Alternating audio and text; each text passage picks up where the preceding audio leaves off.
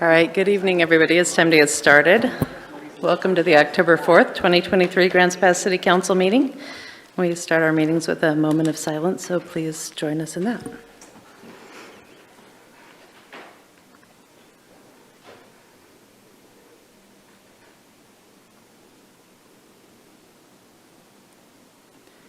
Please rise for the flag salute.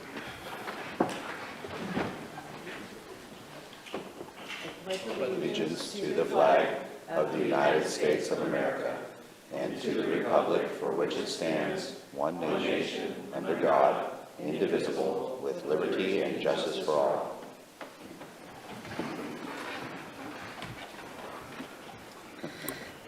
All right, we have Joel King on line tonight. Can you hear us, Joel? I certainly can. Thank you. All right, we can hear you too. Thanks. And then Rob Pell's going to be a little late. And we will start tonight with a proclamation.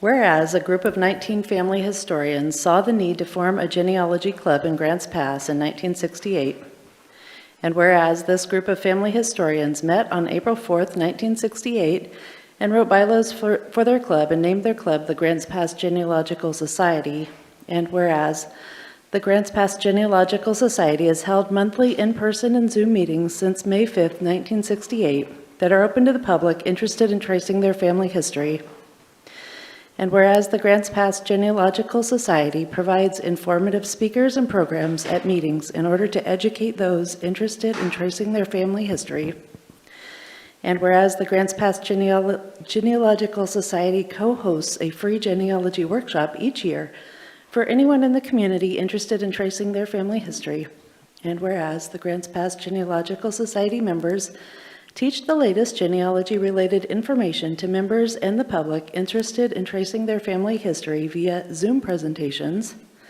and whereas the Grants Pass Genealogical Society mentors those interested in tracing their family history. Whereas since 2018, the Grants Pass Genealogical Society has awarded a scholarship to a local high school senior who is interested in history or library science planning to attend a college of their choice. And whereas the Grants Pass Genealogical Society co-sponsors a free community family history seminar each October that covers dozens of family history-related subjects, software, and internet databases. And whereas the Grants Pass Genealogical Society will celebrate its 55th anniversary at a celebration on October 10th that is open to members and the community. Therefore, I, Sarah Bristol, Mayor of the City of Grants Pass, and on behalf of the City Council, do hereby proclaim and pronounce October 10th, 2023 as Grants Pass Genealogical Society Day. And we have Jen Hansen from the Genealogical Society here to receive the proclamation. And if you would please tell us a little bit about your event on October 10th, that would be great. You bet, I'd be happy to. October is genealogy throughout the nation, and so there's two different options open in the month of October. On the 10th, as was mentioned in the proclamation, the Genealogical Society will be just having a celebration, and well, they should, for after 55 years. And that's on the 10th, and that will be held at the Latter-day Saint Church on Williams Highway, and it starts at 1 o'clock. Anyone welcome. The second event that's happening this month is on the 21st. That's a Saturday from 9 until noon. There will be 12 different classes offered. Everything is free, covering many, many aspects of family history. And like I said, it's free. If you want to show up around 8:30, and you can get registered, and we go until 12. And like I said, there are 12 classes that are offered. Thank you so much for doing this. We really appreciate it. Thank you very much for being here. Thanks for telling us about your event. I'll try to make it with my grandmother on the 21st. Thank you so much. All right. How about the public hearing? We'll open the public hearing. Do I need to read on this one? No? Yes? Okay. Get lots of reading in today. All right. At this time, I will open the public hearing to consider an ordinance that would amend Development Code Article 17 and Article 25 and Article 28. We'll begin the public hearing with a staff report followed by public comment, and then the matter will be discussed and acted upon by the council. Is there anyone present who wishes to challenge the authority of the council to consider this matter? Do any councilors wish to abstain from participating in this hearing or declare a potential conflict of interest? In this hearing, the decision of the council will be based upon specific criteria. All testimony and evidence must be directed toward those criteria. The criteria which apply in this case are noted in the staff report. It is important to remember if you fail to raise an issue with enough detail to afford the council and the parties an opportunity to respond to the issue, you will not be able to appeal to the Land Use Board of Appeals based on the issue. We will now begin the hearing with the staff report.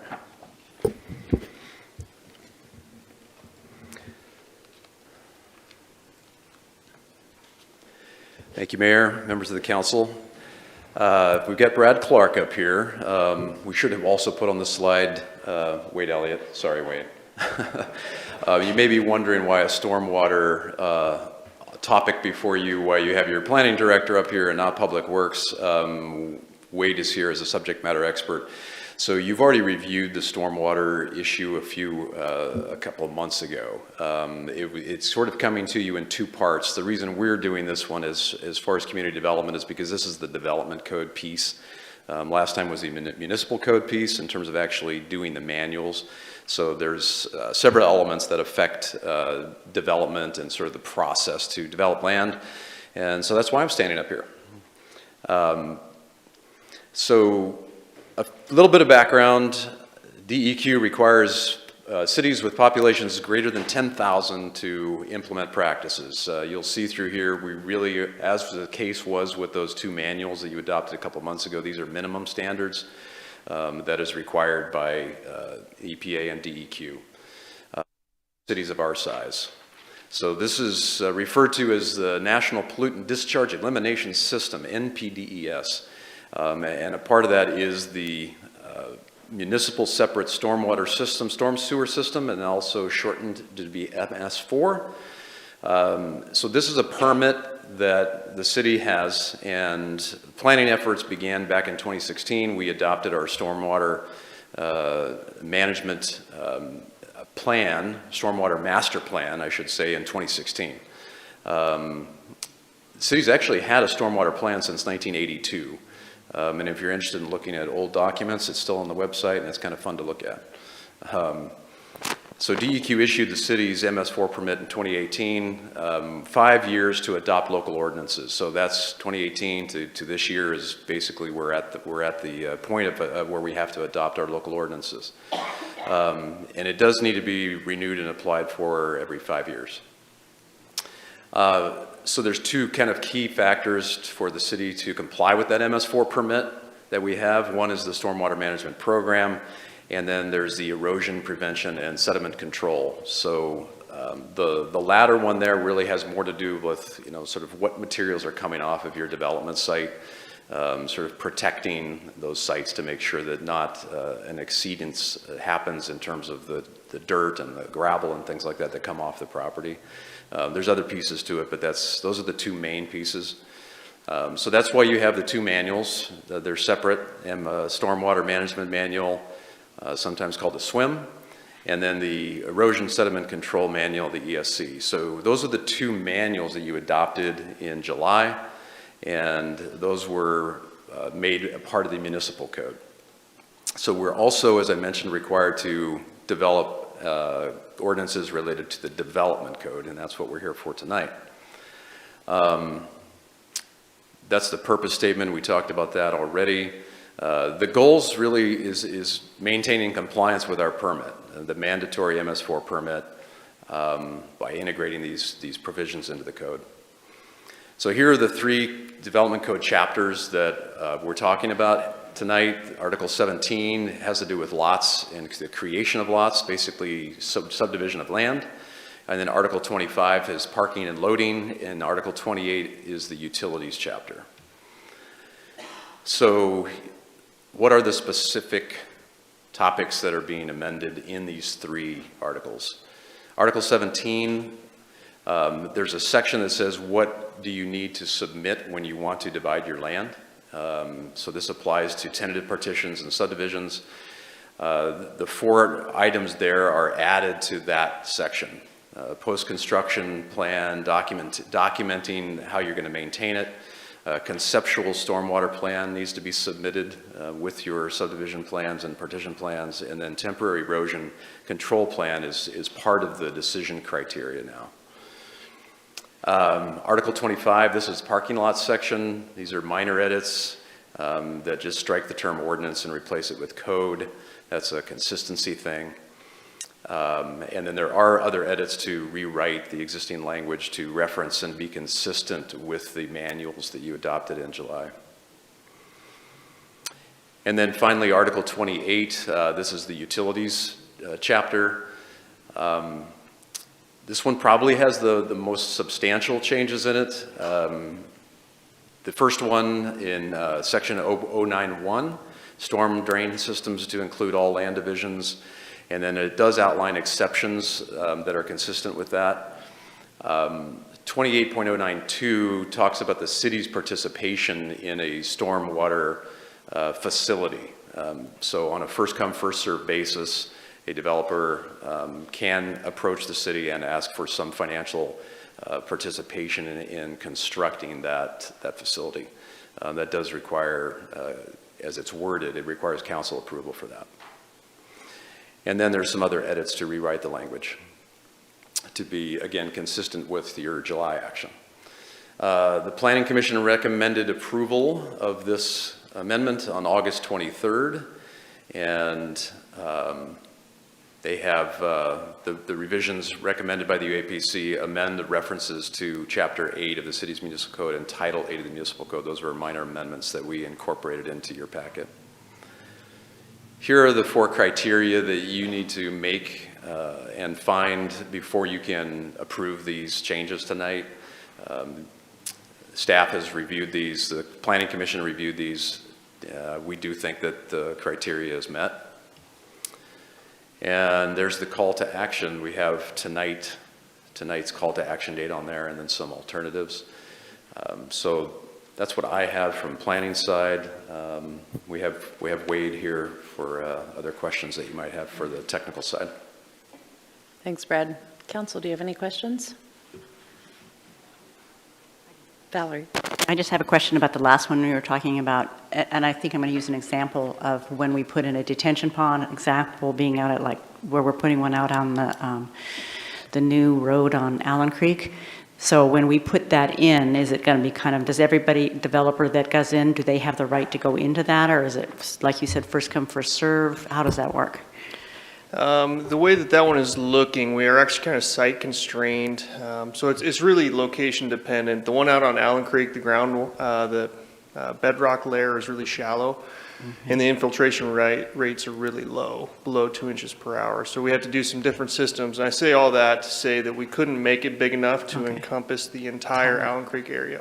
Okay. So essentially, we're going to come up with a home calculation that says that, and I don't know what that is yet, maybe it's 400 homes, it's probably in that area.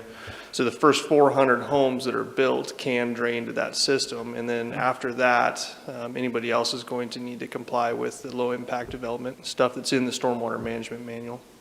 And so how about newer ones, I mean older ones, you know, at sites that like are more infill sort of thing, do they have, they'll just have to make sure that they have something and pay for that as they go along. For their own. I would love to come up with locations and properties where we could do these regional facilities because they make a ton of sense. There's a lot of efficiencies between developers and the city to maintain them, but those properties are pretty hard to come by. They're usually at the low spot of drainage systems, and those are usually built out.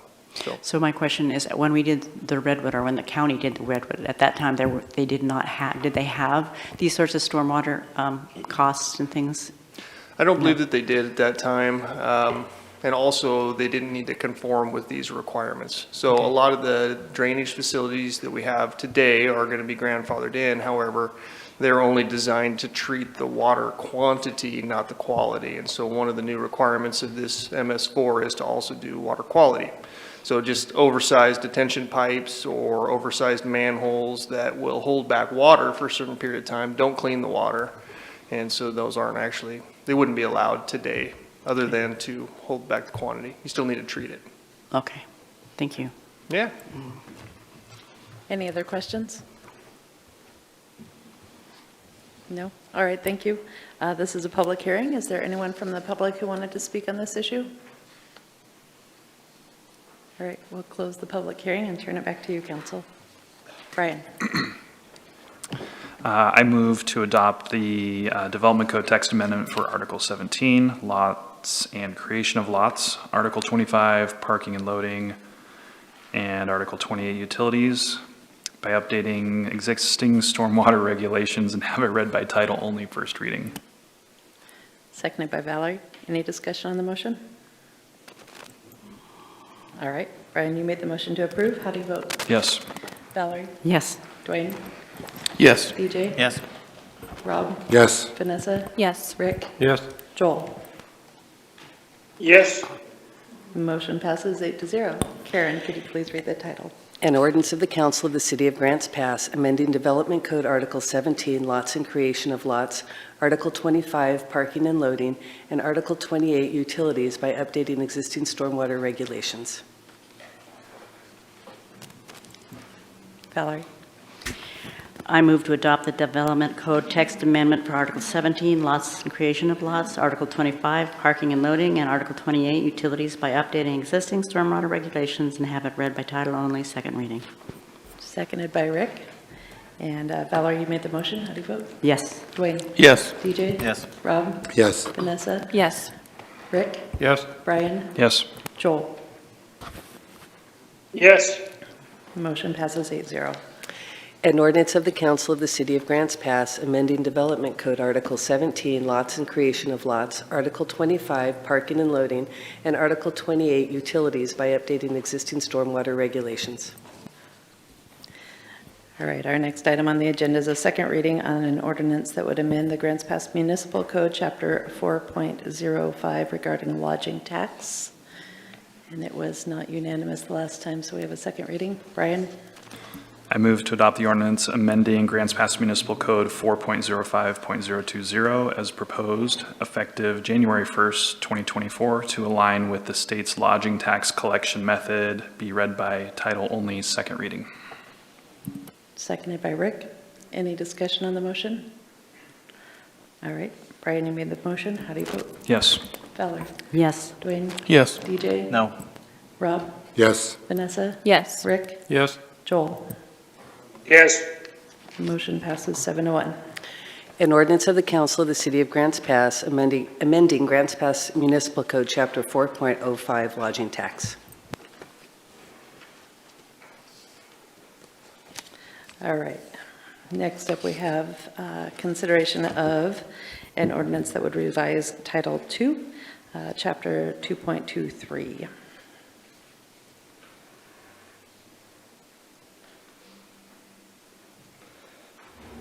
Good evening, Council. I've got hopefully a brief presentation for you. It is a 9-word edit in Municode, and hopefully this is pretty logical. I'm going to go over a little bit of the background, what brings us here, and then go over the edit as well as the connecting thoughts and the relationship to council goals as leadership. So just about 10 days ago, we had to have a special meeting because there was a procurement that was required for over $100,000, and it had a potential public health, safety, and welfare implications. And if you remember, that was a sewage issue where the contractor failed potentially to put in their project correctly. And so Jason was worried about it backing up and having to wait the 2 weeks for the next council meeting. So here is the 9-word edit to potentially give staff a little leeway in some of these situations where we would remove where the goods or services are less than 100,000.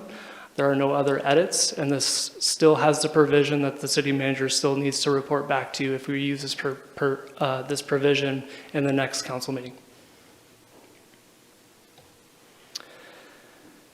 Here's the ORS. I'm not going to read the ORS, but the ORS does not mention any dollar amount of the limitation as far as what a municipality or a county has to abide by. Our own internal administrative policy does not have an amount listed next to it, as well as it still references the Oregon Revised Statute that I just had on the screen. So our recommendation would to align the municipal code, the Oregon Revised Statute, and administrative policy. Again, just as a reminder, this would have the city manager still requiring to submit a report. The exemption pertains to only public health, safety, and welfare, and that can go across multiple departments here at the city. And I am asking that you potentially declare an emergency to not having to wait 30 days for this ordinance to take effect. And so the municipal code would actually align if something were to happen tomorrow that we could, as a city staff, do what's necessary. Call to action is at council's discretion. There are alternatives. We can adopt the ordinance as written. We can amend the terms of the ordinance, and we can disapprove the ordinance. And I do have 2 potential motions, and I'll take any questions if you have any. Thanks, JC. Council, do you have any questions? Valerie? My only question is when we read off the motion, if we were reading, does that make it an emergency, or do we have to add the emergency so that doesn't? I have and declaring emergency in the motion. And so that does cover that. That's what I just wanted to make sure. Okay. I believe so. That's probably an Augustus question. Okay, He's thank you. nodding. Yeah, Augustus says yes, it's good. Yeah, yes. It's, so in the ordinance that you have in your packet, it declares an emergency. The ordinance will go into effect immediately. Rob? I'm sorry, could you repeat that question, Valerie, and the answer? Well, he had mentioned that he wanted it to be adopted right away so that we didn't have to wait 30 days, because most ordinances have to go 30 days. And so I was making sure whether anything needed to be added when we made this for that emergency, but he said it's right there and declaring an emergency. So I'm assuming that means right away, not only that cuts off the 30-day wait period. Brian? Thanks, JC. So ORS does not specify any sort of amount or limit on that, but it also does not prohibit a municipal government from having a limit, because we clearly have one right now, right? That is correct. And in thinking about that, I looked at just raising the limit. However, in a true emergency, is $500,000 enough? $1 million if the water treatment plant or the water reclamation plant has a true catastrophic failure? Are we going to want to wait to spend that money to fix it because it needs to be fixed right now? So again, looking at it, it needs to be used with great discretion. The city manager and sometimes the finance director get involved as far as looking at these provisions in the code, as well as our own policies, to see if what a department director may think is an emergency and what we think is a reasonable timeline. Okay, thank you. Is there, in our packet or in the ORS, is there a more defined or a definition of public health, safety, and welfare, or is that just kind of up to the discretion of the city manager? So protecting the public safety, health, and welfare is very generally part of the city's police power. So that's kind of the definition you go with. You're talking about something that is going to be an imminent risk or an imminent danger to the public safety or welfare. So I think that the modifier you might be looking at is imminent. And so when you're looking at a situation like what occurred 10 days ago with the contractor who didn't install the infrastructure into the ground correctly, that could have resulted in a backup, in that case, that's something that would need to be addressed immediately. And so over the next 2 weeks, had something happened because the staff was waiting for the next meeting, this would hope this would stave off something like that in the future. This isn't a provision that's meant to bypass the $100,000 threshold of the city manager, absent extraordinary circumstances. Great, thank you. Other questions? Not at this time. All right, thank you, JC. Is there anyone from the public who wanted to comment on this? No? Okay. State your name and let us know if you live in the city limits. Ian Cox, I do live in the city limits. $100,000 just doesn't go very far, you know, and just looking at your budget over the last, 10, 15 years, everything's doubled. So it just makes sense that if there's an emergency, you'd approve any amount to fix it. Just seems normal. All right, we'll close public comment, turn it back to the council. Rick? I'd like to make a motion to adopt the ordinance revising the Grants Pass Municipal Code Title II, Organization and Administration, Chapter 2.23, Procurement, and declaring an emergency and have it read by title only, first reading. Is that a second, Rob? No. Seconded by Val. Discussion on the motion. Rob? So what, an alternative, right, when, I guess, Augustus just mentioned, well, sometimes it might not make sense to wait 2 weeks to the next meeting or whatever.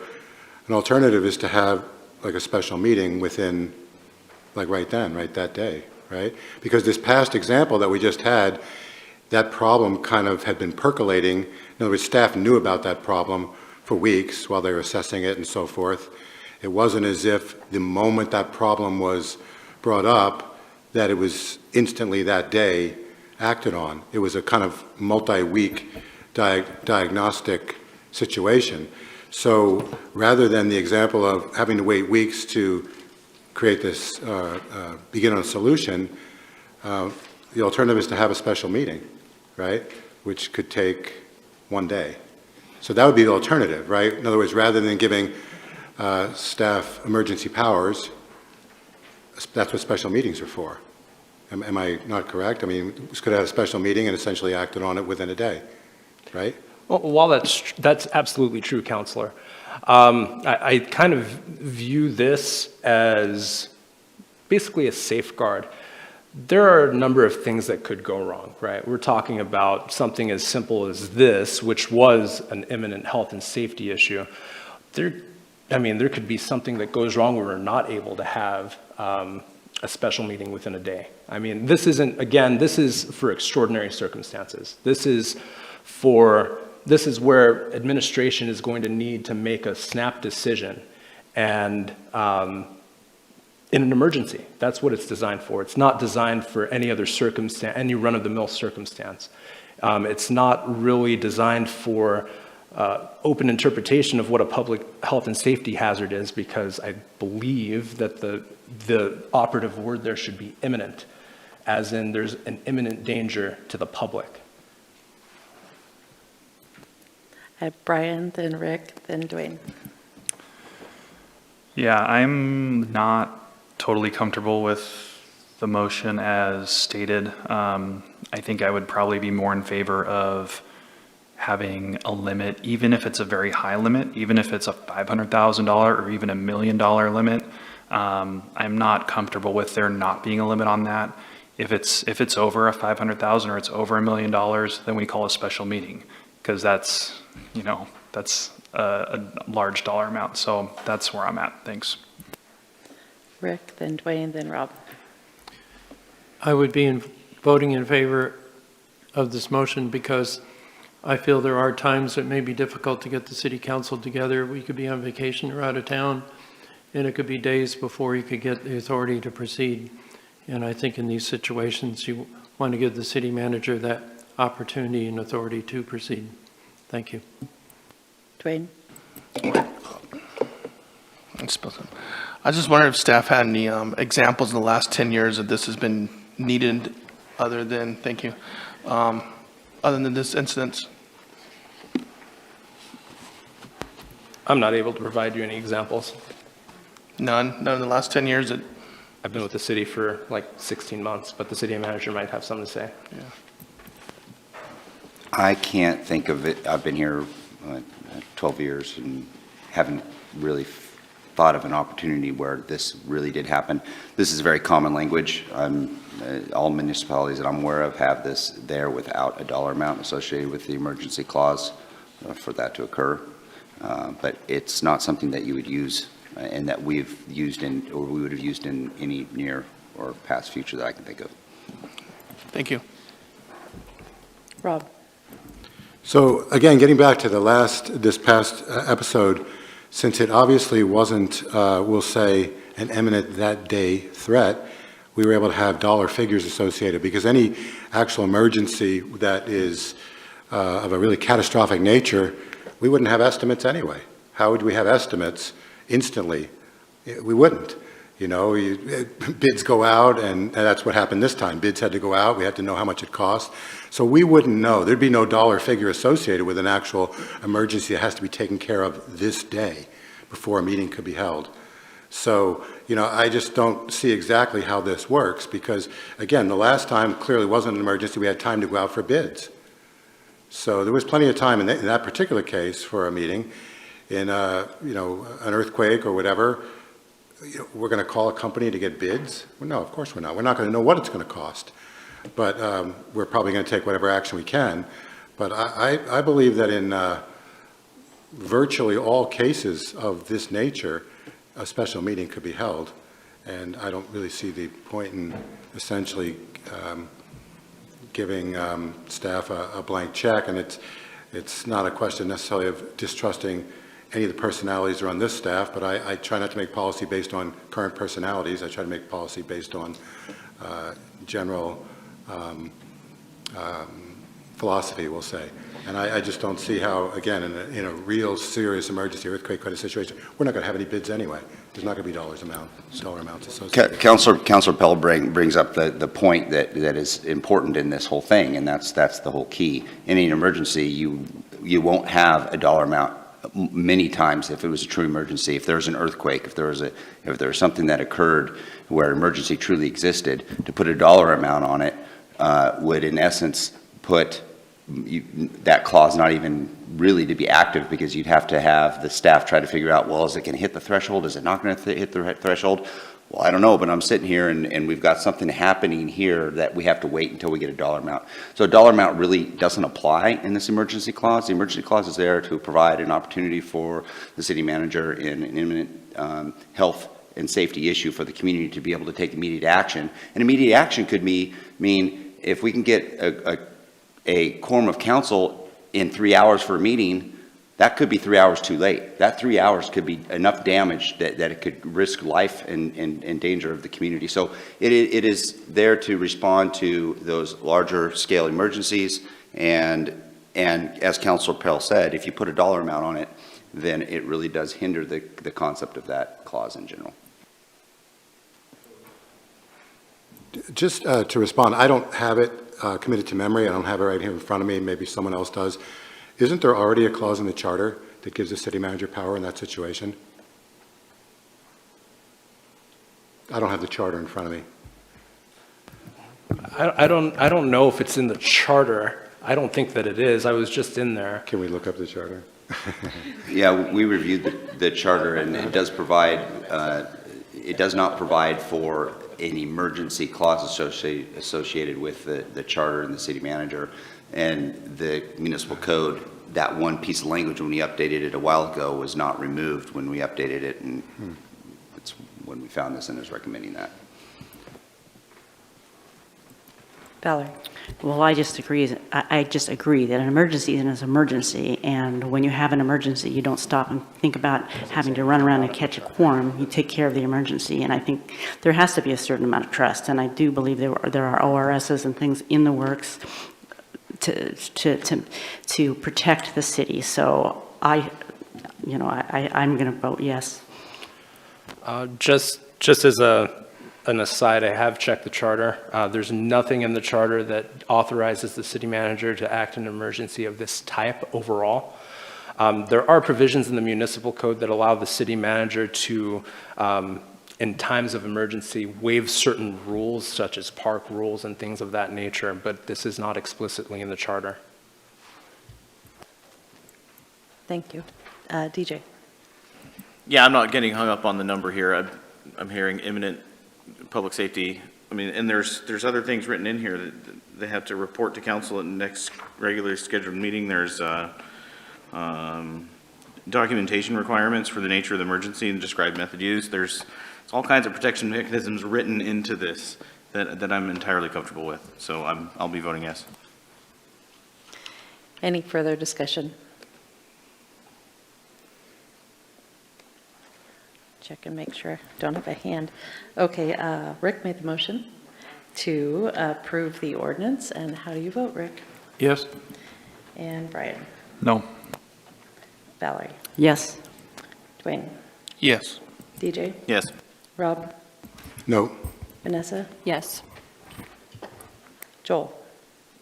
Yes. Motion passes 6-2. First reading, please. An ordinance of the Council of the City of Grants Pass revising Grants Pass Municipal Code Title II, Organization and Administration, Chapter 2.23 Procurement, and declaring an emergency. Thank you. We have appointments next on the agenda, but I'm just going to skip that for a moment and do public comments since we have a few people waiting here, and we'll come back to appointments. So public comment is an opportunity for the public to address the City Council on items not related to a public hearing or council action item before the council tonight. The intent is to provide information that is pertinent to the city's jurisdiction. Each speaker will be given 3 minutes to address the council as one body, not to individuals. At the conclusion of public comment, council will have an opportunity to respond. This meeting will proceed in an effective and courteous manner. Citizens and council members will be allowed to state their positions in an atmosphere free from slander, threats, or other personal attacks. Signs or placards, outbursts of applause, campaigning for public office, or other disruptive behavior will not be tolerated. If you have a question regarding any government-provided service or a current city policy, please contact the city manager's office in an attempt to resolve the matter. First up is Jill Ham.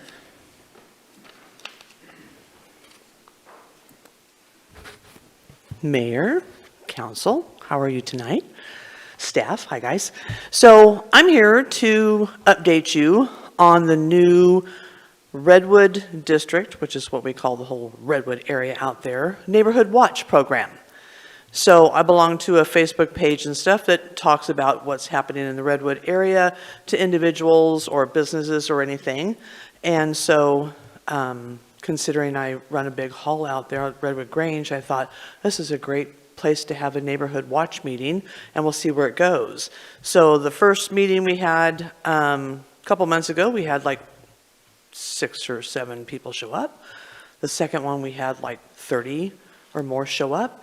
And then last night, we had another really great showing. And by the way, Officer Moore, Sergeant Moore, has attended 2 of those, and he's awesome. So you need to keep him. So anyhow, we really want to be proactive, and I fully believe that, you know, if you don't get involved, you have no position to complain about things. So we are starting this neighborhood watch, and I have invited Vanessa and Joel, who are our representatives in that area and stuff, to our next meeting, which is going to be October 25th. Sarah, you're invited as well. Anybody can come, honestly, especially if you live in the Redwood District area. There is a group of us, there's probably like 10 citizens that are putting up our own money to buy the neighborhood watch signs. And Aaron, thank you very much for your assistance.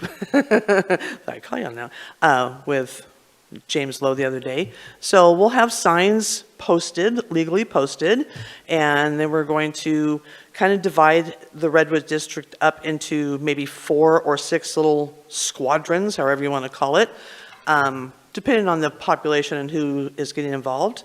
And we're going to get out there and canvass the neighborhood and talk to our neighbors and get to know our neighbors, because eventually we'll find the parents of the children and stuff that are harassing a lot of those neighborhoods out there and have kind of a face-to-face opportunity, I'm sure.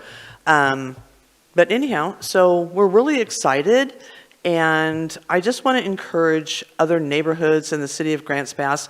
I know that we do not have a dedicated prevention officer. I'm not volunteering, but darn it, I will go talk to other neighborhoods and tell them how we're starting this and how we're progressing. And I just want to say thank you to the staff, you guys and stuff, for supporting us on this. And we really look forward to a major growth of Neighborhood Watch in the whole Redwood District. So. Can she introduce herself so everybody knew online? Oh, that would help. Yeah. Hi, I'm Jill Ham, and I live on Kellenbeck Avenue. I'm done now. Oh, thank you. Sorry I didn't catch that. We got a lot going on up here. Next up, Mike Slotemaker. Good evening. My name is Mike Slotemaker. I am a resident of Grants Pass. I do not have an ask tonight. I had time freed up, and I thought, you know what? I just was going to come down here and hearing Jill's positivity. I appreciate that. I want to be able to say to the police department, didn't need your help today, but thank you for being there. They don't hear that very often. Many of you up here, as we've talked before, have been very helpful over this year, and we have got things for at least our little piece in a semblance of control. We still have a plan that's going to take some time, but I just want to say thank you. You don't hear that enough, and it's a positive thing that's going on right now. Aaron came down ahead of time and was talking about the positivity he sent out to staff today, and it's just good because we can take a little bit of a breath and just say there are good things happening in our community. And I look around this room, and a lot of you have been super involved when I've come in with the ask, and I appreciate that. So that's all I've got. I just wanted to come in tonight and say that I didn't need the police, didn't need the big red truck. Our water worked, the sewer worked. It's been a good day. So thank you for what you do. Thank you. Julie Hartford.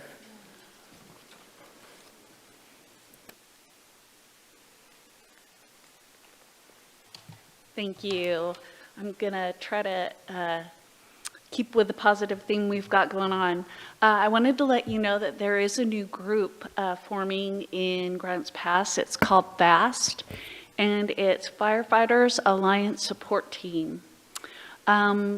We know that all of you at the dais and Joel on the phone support the fire department, but we have an upcoming lack of funding for the fire department, and we're really concerned about it. As you're aware, the fire department is currently understaffed, and we do need to keep the funding at the level that it is just to keep it how they are now. Any cut to the funding would be catastrophic to our fire department. They provide stellar service, but the new hires and their families are living under the uncertainty of permanent job security. We can't afford to lose them to lack of funding or to departments that provide stability. Some people say that we lose firefighters because we don't pay them enough, but actually they've called the firefighters that have left and asked them why they left, and they leave because of the lack of stability. Yeah. Training new hires is expensive. Outfitting them with new bunker gear is expensive. If we have to spend money on that, then that's less money that we can use for other things, including mutual aid, which is really important. If we don't have mutual aid from Metro Fire and we don't provide them with mutual aid, that would really, really affect our city terribly. Often we have to have mutual aid for some of these more devastating calls that we get.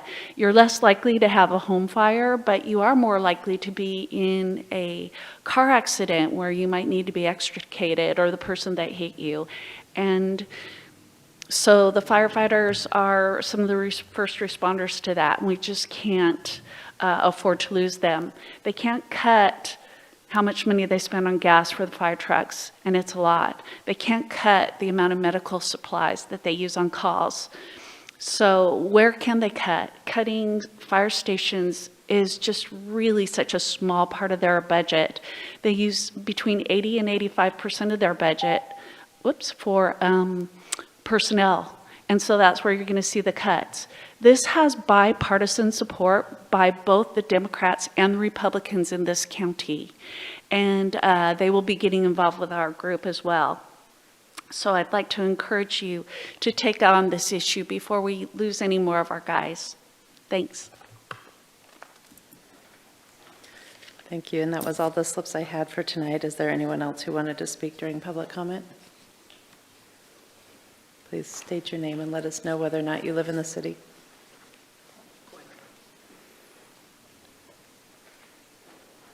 Hi, my name is Teresa Cook. I'm a county resident, but I am a business owner in the city. I'm here again to, I guess, as you would say, complain about the situation downtown with our unhoused. First of all, I would like to thank our Grants Pass Police Department for everything you guys do. You're wonderful, considering that you're so understaffed, and I really appreciate everything that you guys do. Council, honestly, I don't know any of you.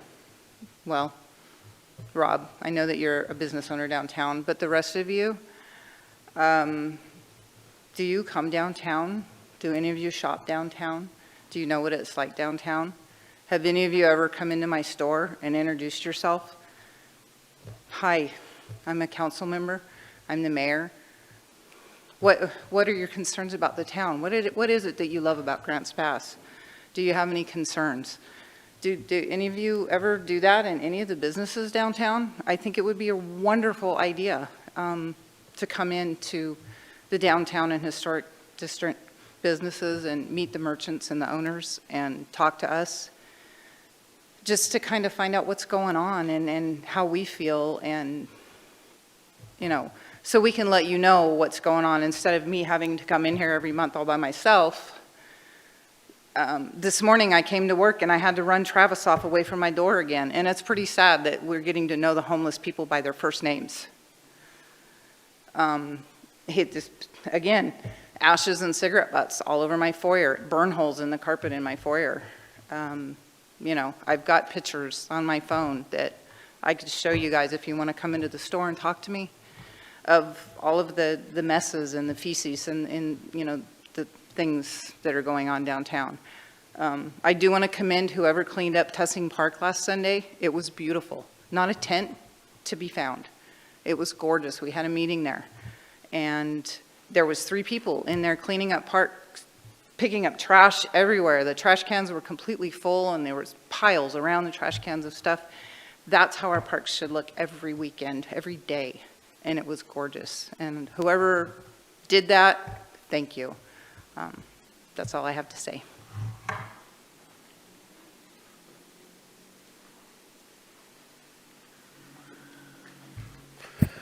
Well, I don't mean to sound like a broken record. Dell Aldridge, City of Grants Pass, many, many years. I'm an Uber driver, and I get the heartbeat of the city. I drive a lot of people around town. Lately, a lot of homeless. They're actually coming in here with their Social Security and their food stamps and living in a tent. And they don't want to live anywhere else because it's made so easy. I hope one day we'll get this thing together to know who's in the parks as far as the nonprofits. I know you guys are working on it, but I haven't heard anything in a couple of meetings, and it's getting a little old. I'd like to also commend you on last night's second meeting. I was really impressed. You guys actually listened to the people that were building the places around here and trying to get an idea how we can open up things. I didn't get a chance to listen to all of it, but I didn't hear anything about tiny homes. I'm hoping maybe someone could consider that. I've got a number of people that I drive almost every day from a hotel to their work. And one of them I've known for 20 years. She cannot get a place no matter what she does. She has to submit a $50 fee to get approval for these places. She spent $500 in the last 6 months, can't get a place. And that's ridiculous. I also heard that these places over on across from the South Middle School, original estimate was $350,000 per house, per unit. And it's already up to $400 when it finished. A tiny house is small. It doesn't take a lot of land. I'm sure we can get some developer to get something, you know, they got a great one in Ashland. Why can't we get something here? It'll really solve a lot of openings in people's places. Last thing I want to bring up is Riverside Park. I drive Uber, and I drive at night now. I've been trying to get some extra money, trying to pay for my new place I moved into. And unfortunately, I drove by at about 5 o'clock, and there was about 20 cars that we know, we call them car camping. And 10:30 last night, both gates were wide open, and I drove through, and there was 13 cars car camping. You did a great job getting Park Street cleaned up. Why isn't there signs in that park saying, no overnight camping? Park closes at 10. That would settle it, you know. They'd be in violation. We can move them. But I know you want to put them somewhere, but Riverside Park, people see those same cars there during the day, and they don't want to go down there when they see a tent on top of a car, when you see a tarp, or the smell of some of them when you walk by. It's outrageous. but I'd hope you take that in consideration and work something out, maybe a time limit on those people in the park, and definitely some more signs. But the signs on Park Street, awesome, awesome. And I want to say thank you for all the people you're touching and getting them in jail where they need to be, especially when there have been many, many of them that were felons. Thank you very much, and I hope everything will get better. I'm going to keep coming until I can actually walk to all the parks and the homeless aren't there. Thank you. All right, I'll close public comment. Council, did you, one more? Okay, stand up. You know the routine. Now you have to tell us your name and let us know whether or not you live in the city. Mark Jones, county resident. I wasn't planning to speak today, but since Julie got up here and spoke about the fire service, I just want to remind you all that government's #1 job is to provide a safe and secure environment for all to prosper in. So with that, funding your police and your fire should be your #1 concern. Keeping our citizens safe is what should be your #1 concern. All these other things that happen, granted you have infrastructure and things like that that also have to function and be there for the people, but if they're not safe and they're not secure, they're not going to stay here. If they're not safe and secure, they're not going to come here and bring their businesses. So focus, please, on police and fire. Make sure they get funded, however that happens to be. As for rural metro, because she mentioned that, they come in and they provide mutual aid and automatic aid with the City of Grants Pass. City of Grants Pass Fire does rely heavily on them. That is a private company. There is no fire district outside the City of Grants Pass other than Ivy, Williams, Cave Junction, Wolf Creek and Applegate. The problem was with a private fire company and no fire district. At any point in time, God forbid, that private company can decide that it's not profitable here and they need to pull out. Now you have an understaffed fire department in your city and no fire department outside. I don't think that would ever happen, but that is a worst case scenario of something that could. So making sure and securing your public safety should be a priority. Thank you. All right, now we'll close public comment, and council want to respond to anything? Valerie? Well, I just want to say thank you for the positivity. It is nice to know and hear and get it, because you're right, we do deal with a lot of other things. I love the idea of Neighborhood Watch. I've always believed in a Neighborhood Watch program. It would be great, even with our councilors in our wards, to be able to have that, since we do basically represent our ward. I mean, we're elected from there, so it would be a nice way to hone in and do that. So I support you all the way, and hopefully that can act as a model to move around to other parts of the city. So I commend you for that.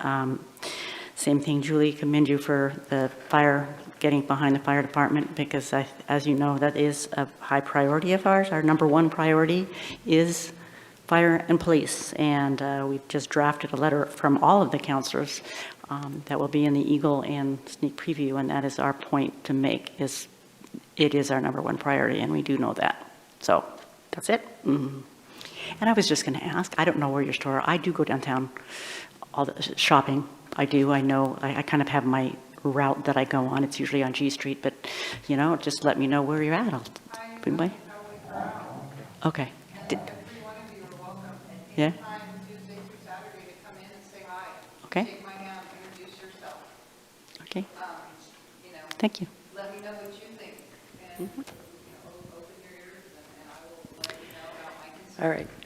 Sorry, I'm sorry, ma'am, to cut you off, but public comment's over. Yeah. Any other council members? Dwayne? Yeah, I just want to give some response back, because I think everybody deserves that. Jill, thank you for the Neighborhood Watch. I hope more communities pick that up. I think I live in a neighborhood, and we seem to take care of our neighborhood and watch people, and cameras. I always like cameras. So if you get cameras, you can put them on. They're really nice, especially if they talk with other cameras. I think Ring does that, tells you about your neighbor's problems. So I encourage people to get cameras. Mike, thank you for your nice comments tonight. And I know there's still problems down there because I drive by there. And Julie, thank you for the Bass Group. I'm about to find out more about that and funding. Dale, I think we still got more work to do with housing.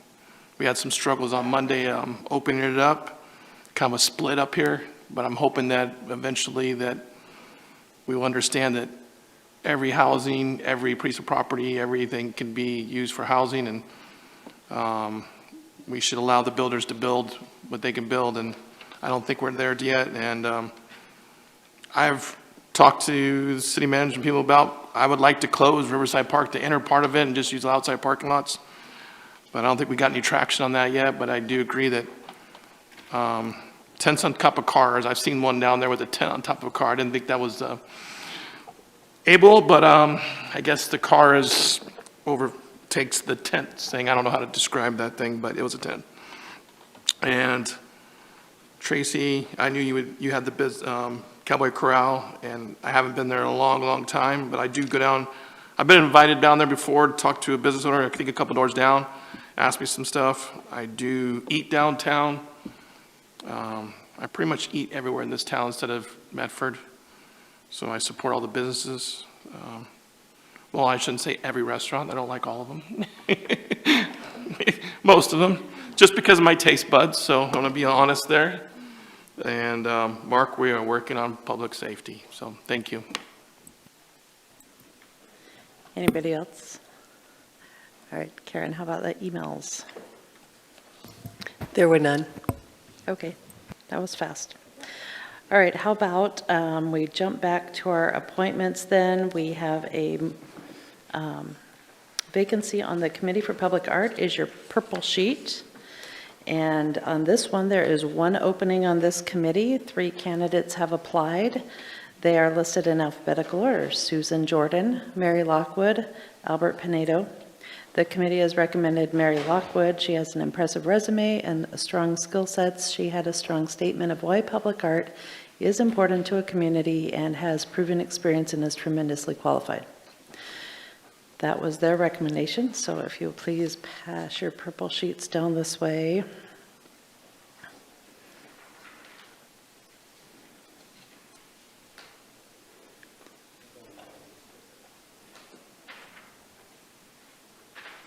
And Joel, if you want to text me or if you want to say it out loud, if you want to chime in, you are welcome to. I'll go with the committee's recommendation.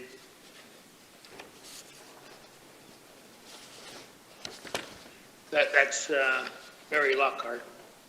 Okay, so we have 7 nominations here for Mary Lockwood, including,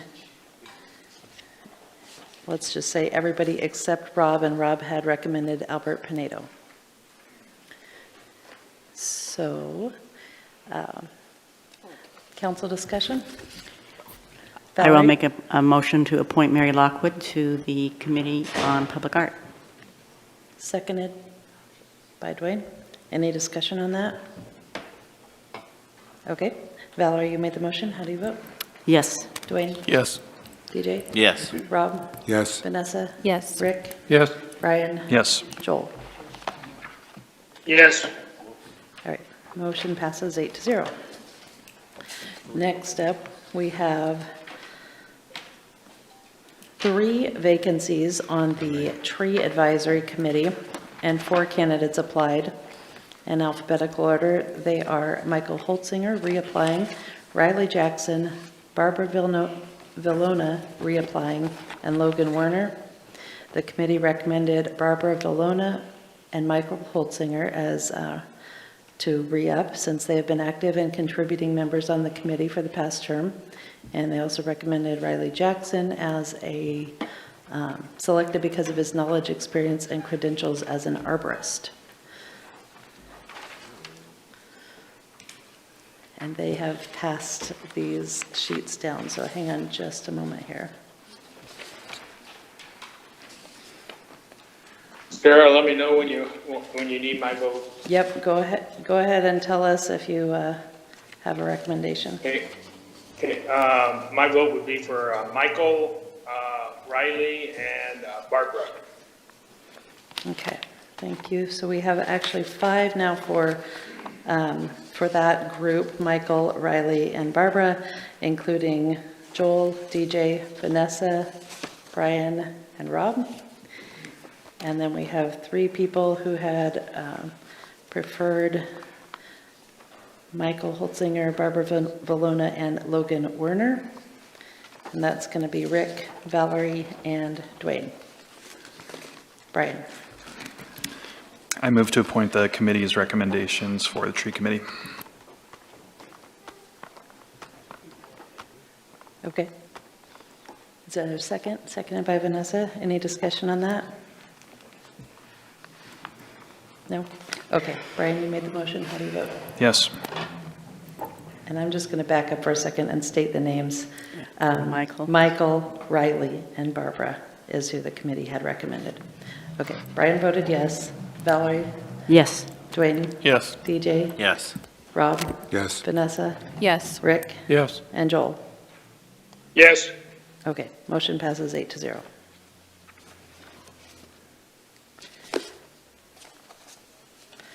Next up, consent agenda. These are items of such routine nature without controversy that they may be approved with a single action. And Council President, would you please read the consent agenda?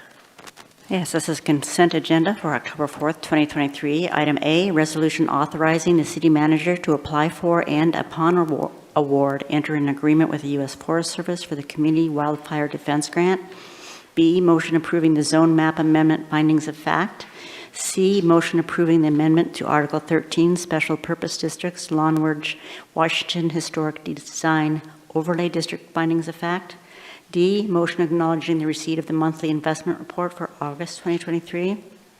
E is a motion approving the minutes of the City Council meeting of September 20th, minutes of the City Council special meeting of September 25th, approving the minutes of the Housing Advisory Committee for August 18th, the Historic Buildings and Site Commission meeting of August 10th, the Bikeways and Walkways Committee meeting August 8th, and the Urban Area Planning Commission meeting of August 23rd. With that, I make a motion to pass the consent agenda. Seconded by Rick. And Valerie, you made the motion to approve the consent agenda. How do you vote? Yes. Dwayne? Yes. DJ? Yes.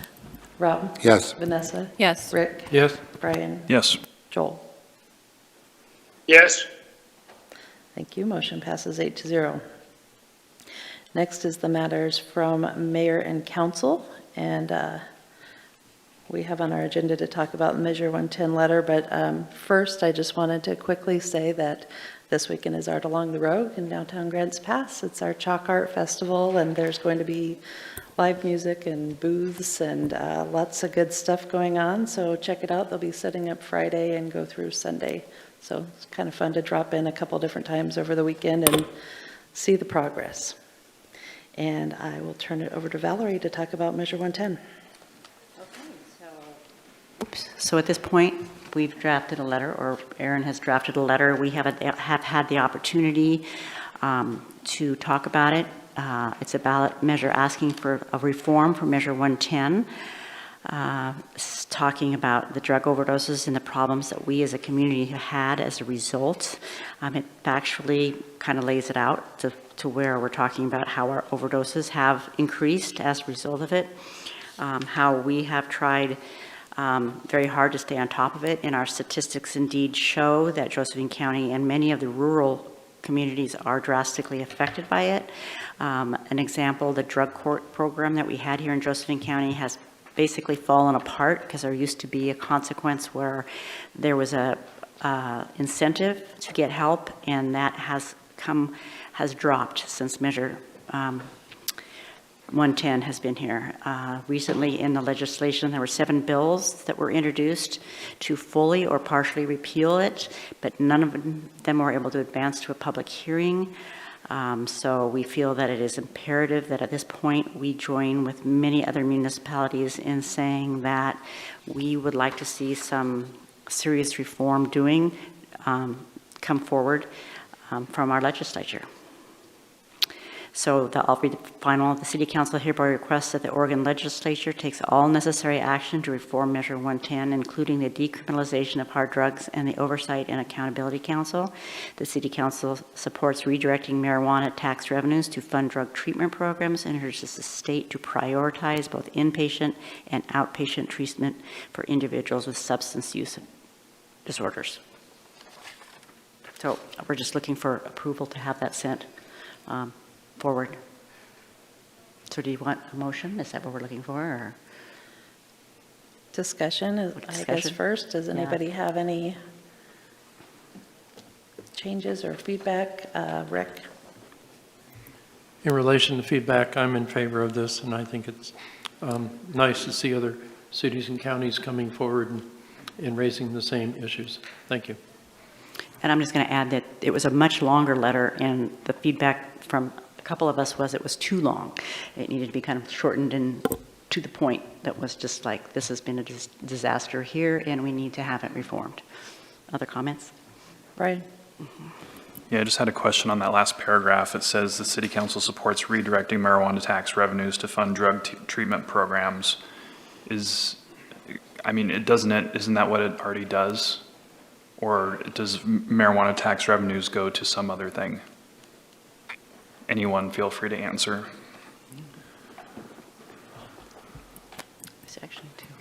Vanessa? Yeah. As the Secretary of State recently completed an audit on Measure 110, and it did say that a majority of the marijuana funds have gone to harm reduction measures, whereas voters were originally under the impression that it would go towards drug treatment. So it's been more of a harm reduction approach. I don't know if you had more that you wanted to say, or if I should keep going. Oh, that's great. Thank you. Okay. And since I do have the floor, I did want to ask council if there was any appetite for asking for more specifics. There have been calls from drug treatment, those that serve as drug treatment facilities, and those that nonprofits that do work on substance abuse disorders. They do have specific asks, so I didn't know if the council wanted to get into the nitty-gritties of those, or if we just wanted a general ask, like how the letter is laid out. So I think I'm looking for feedback there, because I do have some ideas, but if there's not an appetite to go into more detail, I don't need to expound. Brian? Would you be willing to throw out a couple of those ideas? Yeah, sure. So in terms of restoring consequences to encourage recovery, raising drug possession from a violation to a ticket with a misdemeanor, allowing law enforcement again to confiscate all amounts of illegal drugs, and also addressing the fact that minors actually have also been decriminalized for hard drug possession and use. And then on the substance abuse treatment side of things, On Track, one of the local nonprofits that work on substance abuse, have called to get rid of the Citizens Oversight Council, allow local providers to fund gaps with the funds from the marijuana taxes rather than the Citizens Oversight Council at the state level. And that would go towards residential treatment facilities and detox centers, to allow for the funding of treatment center buildings and professional addiction treatment workers, calling for the recruitment of a new section within OHA, the Behavioral and Health Workforce Development, to bring on board thousands of more certified alcohol and drug counselors, prevention specialists, peers, and mentor support. Even funding recovery housing for the spectrum of housing, where people are able to pay affordable rent once they get jobs. Clearly restate that the goal of Measure 110 was to help people reduce and stop drug use, not to enable drug use. And then, of course, maintain that the marijuana taxes are used towards prevention, treatment, and recovery services. In areas, another organization calls for, in areas with the highest rates of drug use, actually setting up field hospitals as detox centers for a rapid response, as well as sufficient oversight at OHA, sufficient staff at OHA for grant oversight, compliance, and implementation. I do think that, I do appreciate the fact that this has gone from repeal to reform, because there's actually two emergencies happening in tandem with each other that I don't think a lot of people have awareness of, is that In 2020, our state decriminalized drugs, and then there's also an explosion of fentanyl use. And from my research, in Measure 110, fentanyl is actually not even mentioned. So no one could have anticipated that we would be where we are today. And that's my reason for asking for those specifics. Brian. That was more than a couple. But thank you. There was a lot there. As much as I could process it, I think most of those sounded like good additions, but I'm not sure at this point. It's like so early on, I don't know if it wouldn't have any effect or if that's something that we could maybe advocate for later. So I'm kind of okay either way, maybe. Valerie? Yeah, I would agree. I don't know enough about the specifics. Obviously, I have a great respect for you following up and understanding all of those programs and what they are. I think this is basically just a cry for help and looking for a quick, yes, we're in on this because this is an emergency, let's get her done. And it does talk in here about the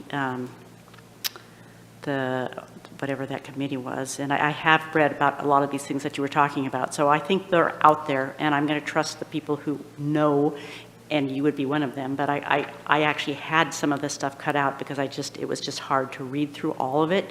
So I would rather at this point get it in right now to join the mass call for reform. Brian. I would move to submit the letter as written. Seconded by Val. All right, Vanessa? I'll also support the letter as written. I would prefer the council to, if we're going to make an ask from the state, I would like them to be rare and pointed. I fear that if we leave this up to decision makers in Portland or Salem, we may get more or less of the same results that we've seen. So I think it's important for us to ask what we need and what we want in the future. Okay, we have a motion to support the letter as written, and Brian, you made the motion. How do you vote? Yes. Valerie? Yes. Dwayne? Yes. DJ? Yes. Rob? Yes. Vanessa? Yes. Rick? Yes. Joel? Absolutely. All right, motion passes 8-0, and we can certainly consider some more specifics in the future as well. Is there anything else anybody wanted to address during comments? Brian? Yeah, thank you. I haven't brought this up lately, but I know that this is something that's been on the back burner for a while, and it's with regards to Hillcrest Fire Station and the substandard living conditions at that station. Before we were brought on council 3 years ago, we toured that station, and we have not taken any action to alleviate the issues that they have with the living quarters and the restroom facilities and the kitchen spaces there. And we seem to be either getting sidetracked, or there's a order of things that need to get done before we can address this. And honestly, I'm sick of putting this off. It's been 3 years. I want to take care of that. So if anyone else is interested, I would like to get that on our agenda. And I know we're waiting for a memo regarding that, but I know we're having a little bit of a shakeup there with the chief and everything. So I just want to move it forward. It's been 3 years, and I'm tired of waiting. So I hope we can get that on the agenda. And I guess I would ask if a couple other counselors would support that. Are there other counselors interested in getting that back on the agenda? Okay. I have next Rob and then Valerie. A couple things. So with regards to Art Along the Road, at least two things that I guess are new this year that we haven't had before. One is Friday at 3 o'clock. There's going to be members of the Tacoma tribe there at the corner of 5th and H doing a commemoration on a permanent installation on the sidewalk. There's going to be some musical instruments, and it's going to be a whole ceremony, so that could be exciting. I'm looking forward to it. And then on Sunday, and I'm not sure about the time, There's crosswalk, again, more permanent installations, crosswalk painting on G Street, which I guess, we as council voted to approve a few months ago. So anyway, there's a couple of, while the chalk is fleeting after the first rain, there's a couple of permanent things that are going on both Friday and Sunday. The other thing that I'd like to, I want to ask about is I'm going to assume, I hope, that we are having a city manager evaluation again this year. We had, there was some debate about what form that would take or so forth. I assume we're going to be doing the same protocols we had in prior years. I know that back on February 6th, we as a council agreed that we wanted to have some kind of employee engagement survey or satisfaction survey involved in that. We talked about the possibility of having council contribute to some of the questions on that, and I don't know, I'm trying to remember exactly where that was left. Aaron, can you tell us where that was left if you know? Yeah, certainly. Myself and Next Team have been working with the consultant who's going to be coming in and doing that employee satisfaction survey. We also provided him with the list of questions that you had suggested be in the survey, and they took a look at those and had incorporated the spirit of a number of those items. So I have a format that shows how those are incorporated into the survey and which questions they relate to. The consultant has also, and I'm finalizing that with him last week and this week, waiting for a response back, is wanting to incorporate specific questions for the executive team and council to be part of the survey also. And so once I get those questions and get the survey, which we have the questions pretty much lined out, I was going to package that to you for your consideration. It should be done maybe this week. I was sick most of last week, so I wasn't able to make a lot of progress on it, but should be coming very soon to you so you can take a look at that format. Valerie, then Rick. Yeah, just the sidewalk, actually G Street will be closed on Sunday. So H Street is closed for the art, but on Sunday they are closing G Street so that the crosswalks can be painted. So it'll be completely, so that'll actually be, so you might want to go down and get some good parking because G Street's going to be shut off. People won't be able to park there. But a lot of people go on Sunday to see the final artists' renditions, which I always do. And you'll also get to see and watch the crosswalks being painted. And that was a $5,000 grant that came through tourism, from Oregon Tourism. So that's kind of exciting. I also wanted to bring up that there's 2 forums coming up this month. There's a pool forum for Caveman Pool for October 10th here at City Hall. So anybody who's interested in seeing the designs and where the city is at with that process, that will be happening at October 10th. I think that's at 6 o'clock. And then October 23rd, I put out an email that the Chamber of Commerce and the Daily Courier are putting together a levy presentation basically. And so we've written a letter. I'm sending the letter to Josie so that they can take a look at it. If they have questions, they can ask them at the forum. They're more than happy, Rob, I asked a question, they're more than happy to have questions given to whatever 3 councilors can be there that night. So there's no surprises.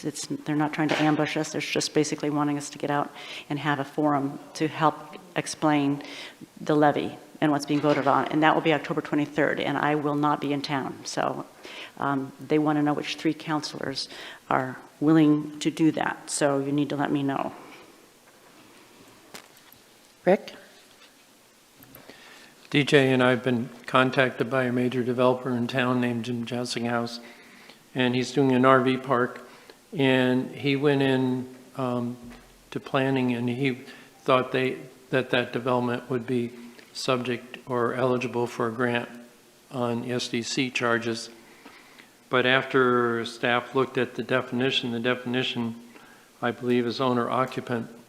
And it was determined by, I won't say the legal, but the wording was such that staff was not comfortable with the opportunity for a grant for that. And DJ and I have been discussing it, and we feel it'd be worth going to a workshop on that wording to see whether we, the council, want to change that wording because of what's in there. Is it too restrictive? So would like to sometime in the future look at having a workshop on the wording that's in that ordinance. Thank you. Is there another counselor interested in that? Dwayne? Okay, anybody else? Dwayne? Yeah, I think there's more to that grant too, because the letter I read said they were awarded the grant first and then it was taken away. So a little confused why they would be given the approval and then turn around and take the grant away after they've been approved in the email. And I saw their email, so it's a little confusing after you've done that. And I just want to clarify myself on where the fee and where I stand tonight, since I've been falsely accused by someone that's been attacking me on this council for over a year. They've been sending letters to the state. They're on this council, trying to get me on finance campaign things. They attack me up here. They take stuff from the Democratic Party and they email all the council and mayor and say I am doing things. So I want to give you a point where I stand on the water bill and public safety. I like the fee, but I'm not going to take the public's rights away. They have a right to vote, so that's where I stand. I've always been that way, that the public has the right to vote, even before the last vote. Even in August, when only counselor that asked me where I stand was Councilor Frazier, and I told him that I would always vote no because I'm not going to take the public's right away. We also had a conversation probably about 6 months ago.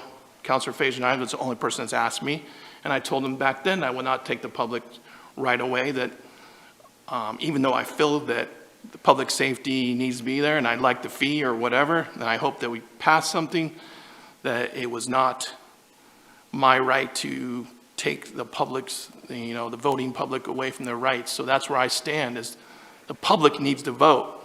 And yes, I did tie up the vote, and yes, I went on the Bill Myers show to tell him I tied up the vote, because that's what I did.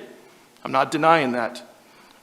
Also, I did know the mayor was going to vote no, because people went to her mom's house and asked her, I was told. So it wasn't a hidden secret where it was going to be at. And I would really like that counselor to take her comments back and stop attacking me every other month. That's all I got to say. Brian? I don't know if I can follow that. I just wanted to ask, maybe Aaron, do we still have those pallet shelters at the city yard? As far as I know, we do, yes. They're just in storage in the yard right now.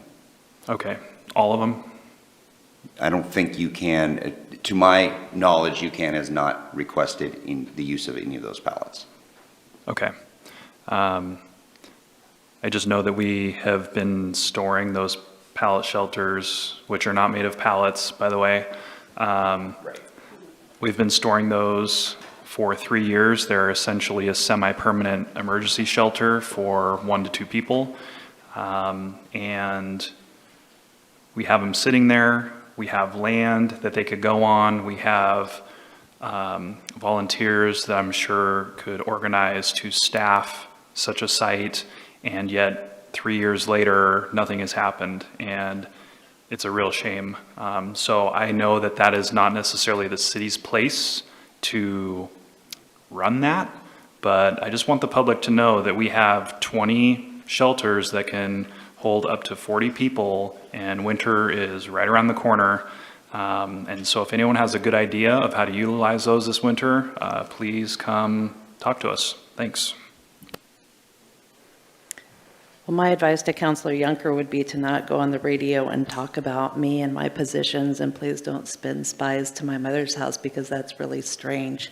So I don't know who you're saying did, and I hadn't even talked to my mom about Measure 110, or excuse me, about the utility fees, so I don't even know what you're talking about there. But I've heard repeatedly from both you and Commissioner Bertschiger likes to go on the Bill Myers show and speculate on my positions on things, and if you want to get into the business of who talks to who, you've never tried to initiate a conversation with me.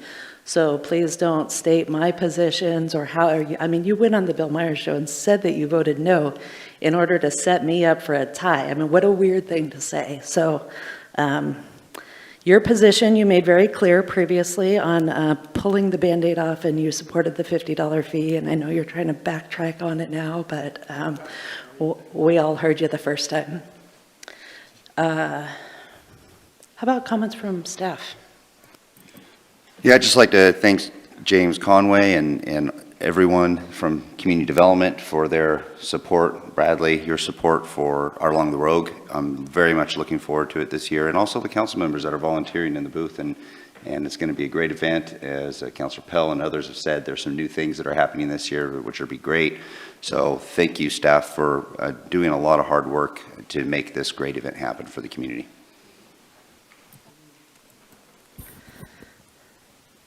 Nobody else? Going once, going twice? All right. Brian? I move to adjourn. Who's second for Valerie? All in favor of adjourning tonight, say aye. Aye. Any opposed? All right. Next week is the conference, and then we'll see you in 2 weeks. Bye.